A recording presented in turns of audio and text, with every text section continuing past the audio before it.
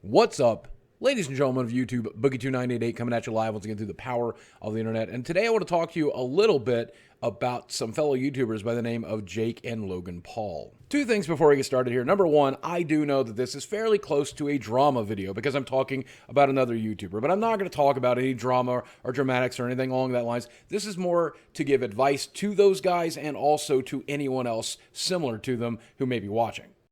And secondly, you may ask why this isn't a Francis video, and it's because I actually did make a Francis video about this topic, but it wasn't about the topic. I actually talked about what it was like to be a YouTuber on this side of things, which I guess is a little bit of what I'm talking about here, but I really think the boogie perspective is important here. Now, this is Jake and Logan Paul, and they are two of the fastest rising stars here on the YouTube format. And you may not have seen them on a personal level. You may not have seen any of their vlogs or their videos, but chances are you've seen a news video talking about them, or maybe like a reaction video like H3H3 did a wonderful reaction video to their color blindness video. Really good stuff. But now when I say fastest rising stars here on the platform, let me say that they are poised to take the #1 spot at some point. They are gaining millions of new subscribers every month. One channel's at like 8.6 million, the other's at 7.9 million. Probably more than that by the time this video goes live. And every single day, each of these two individual channels, they are getting anywhere between 10 to 20 to 30 million views a day. Now, to give you a point of reference, I get about 12 million views a month. So they are doing twice what I do in a month, every single day. They are murdering. They are killing it. Now, Logan's channel has gotten right around 300 million views in the last 30 days, while over here, Jake's channel has gotten closer to 500 million. But between the two, that's about 800 million. And if you give a very low estimate CPM here, that means they're probably taking in between $1 million to $2 million, a lot closer to $2 million a month across those two channels. And unlike some YouTubers who make videos about these guys, let me go ahead and say that I have absolutely no problem with their success. I think it is fantastic. I watch both of these guys shoot well past me. And you know what? If that's what the audience wants and that's what the audience responds to, your Logangers and your Jake Paulers, if they love you guys, you deserve the fame, you deserve the money, you deserve everything that's coming to you. And I'm proud of you for that. So no hate in my heart. I hope you truly believe that.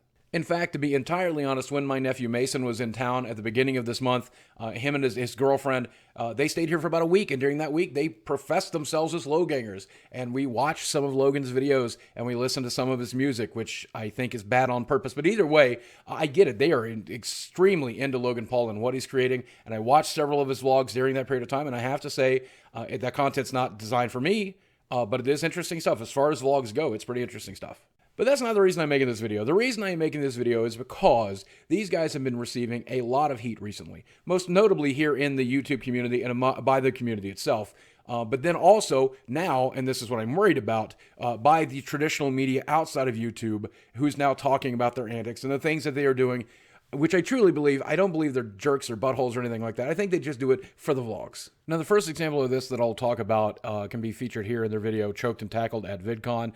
And this is when Logan Paul did both an Easter egg hunt for $3,000, or scavenger hunt for $3,000 at VidCon, which is pretty much just right against VidCon rules. But then also did something else against the rules. He went out into the crowd, causing himself to actually injure himself. He tore off his own toenail. But that caused security quite a miserable day. It caused a lot of people there a pretty happy experience, but a lot of other people a pretty miserable experience. And Lord knows the headache it gave for the folks over there at VidCon. And if you watch here, you'll see security escorting him off, and you'll see the crowd stampeding behind him.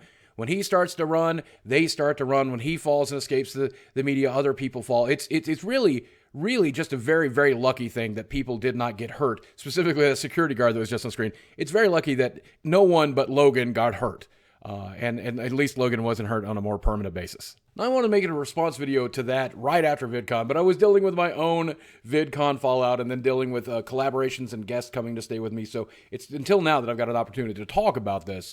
And I have to say, I feel like that was a very, very irresponsible thing to do. Not only did the rules, the little pamphlet that they give you as a VidCon and feature creator, not only did it explicitly say stuff like the scavenging hunt needs to be approved by the VidCon people, not only did it specifically say that you have to be very careful about going into public areas, which I will do, but only minimally and only because I have to have special access to that, and how to do it properly and to try to approve that kind of thing through the VidCon staff.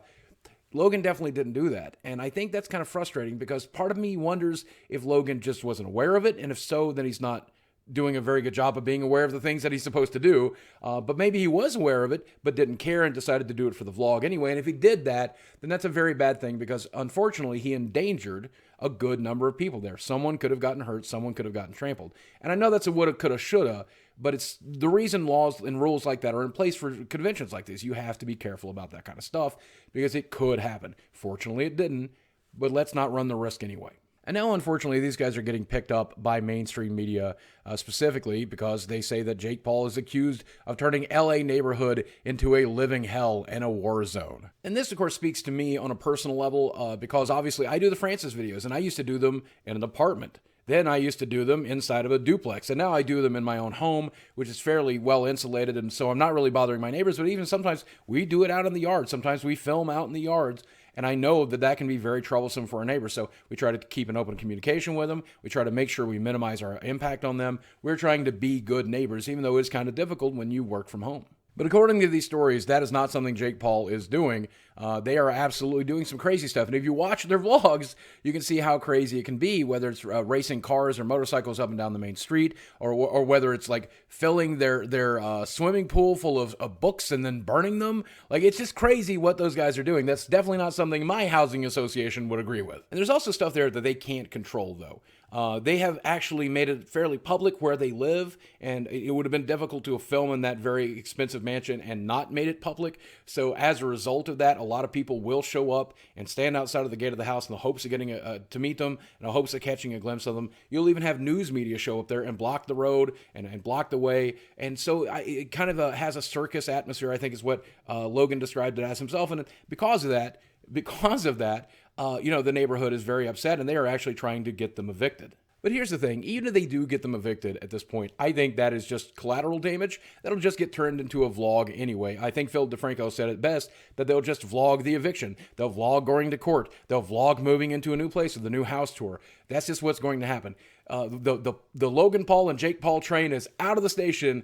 Good luck stopping it now. There are only two people that can affect it at this point, and that is, of course, Jake and Logan Paul, and of course, I guess the friends and family that are in these videos and work with them. I think they're probably capable of helping out a little bit here as well, and hopefully they do, because this kind of behavior is fairly regrettable. Casting the housing situation aside and just looking at the VidCon situation, that is something that was definitely preventable, and definitely something that I hope that he understands he should not do as well. And if he does understand that now, if they do understand that, then they should definitely be considerate of applying that concept to other aspects of their life, that realize that millions of people at home are watching what they do, and then it's impacting the people around them. It's impacting the people that watch, and you have to keep that in mind whenever you create content. And that's something I think most YouTubers do take into consideration, and they really consider, especially as they grow in numbers. And most of the YouTubers that are in that top 1,000, the top 500, and especially the top 100, consider that impact every single day. In fact, one of the things that bothers me the most every single day is knowing that as an obese person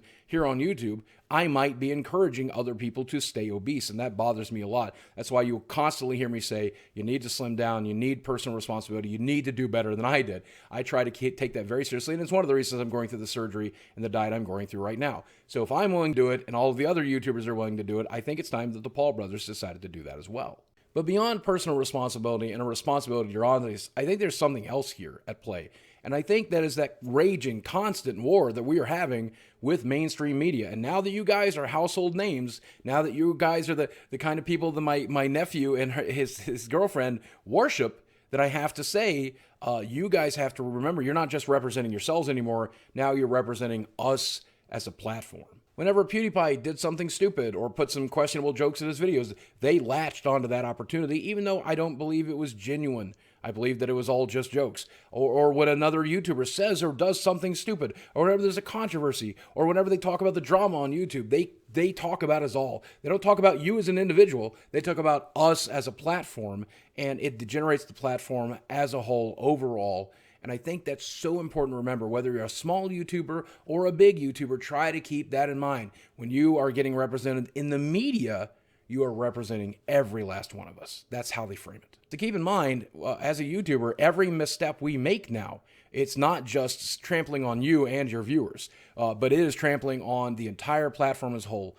everybody that works at Google, everybody that works at YouTube, the CEO herself, and all of the other YouTubers that create here, and the entire audience that watches here, when this website finally gets fully discredited by full mainstream media, and they will do that if they can, if you're a part of that, and I have been a part of it, and I regret it every day. I regret it every day. If you're a part of that, I hope that you choose not to be. I hope that you just try to do better, like I'm trying to do better every single day. And I don't think any of these decisions have been malicious. One of the Paul brothers actually said they did not realize the type of impact they would have at VidCon. They don't realize the type of impact they're having in the world. And it's happening so fast to them. I truly believe that. I truly believe that there's not a malicious intent in their body. And I think if that's true, then this is just going to be a problem that'll solve themselves. Maybe they'll see this video and it'll help, but they'll probably arrive to this at their own time and their own pace if they are good people. And I do believe the Pauls are good people, so I think this problem will solve itself. However, we do have a whole new generation of very young YouTubers who are now coming into some real power and some real money, and maybe much earlier than they know how to be responsible with that kind of thing. And I think that not all people are good-hearted, and I think we will find people who will exploit that kind of controversy, who will exploit that kind of drama, who will exploit this kind of thing to get more views and more money and more fame because they're too young to really fully realize the impact they're having on all of us. And I think that's a real shame. And God, I just realized how fucking old I am. And I get it. I sound like an old man telling these kids to get off my lawn. But that's not what I'm trying to tell you guys. I'm saying, come on to my lawn. Have a lot of fun on my lawn. Let's share this public space. Let's just be responsible while we do it. Is that okay? Is that okay? I think that's okay. But you know what? One of the things I love about my audience is they are not afraid to disagree with me. So if you guys do disagree with me, if you think this video is poor, if you don't like it, if you think it's overly dramatic, let me know in the comment section below. If you do agree with me, though, I really would appreciate your support on this as well, because I do mean it well intended. I do mean it in a very positive way, and I hope that it's taken that way, guys. As always, thank you guys for watching. I love you very much, and I'll speak with you again very soon. Now get the fuck off my lawn!